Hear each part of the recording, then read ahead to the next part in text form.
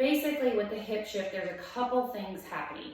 We are creating more internal rotation of the pelvis, of the innominate, which is going to allow that narrow presentation to have more access and more range of motion in internal rotation of the hip.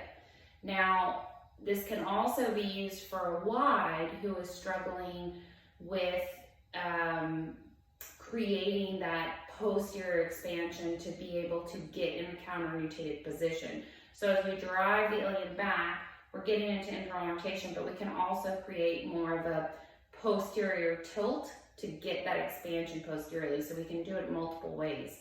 So the biggest thing with the hip shift is when we are going down, and I'll say if you start here in this sort of staggered stance, and PRI has a great exercise for this, but we start here and we sort of keep our hips facing forward. So what a lot of people will do, you'll see this kind of like pushing back on the left and then they open, right?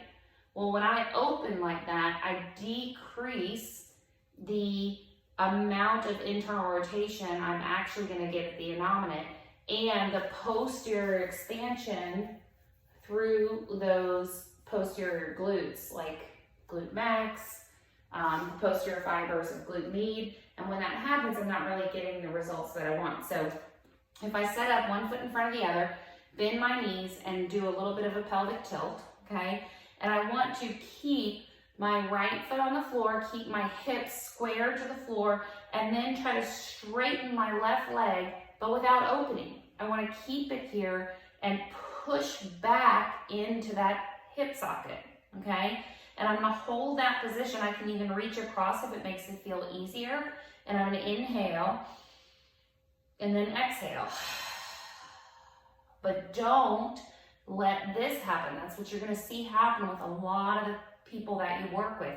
You wanna keep the hips square and try to push into the back side of that hip so we get the results we want, which is opening up the posterior side, allowing for more internal rotation and actually getting the anterior side of the glutes working to help us maintain that position. So another thing you'll see is this knee going out. We want to keep the knee in. And we can match the breathing and make sure our hips are still square with the floor.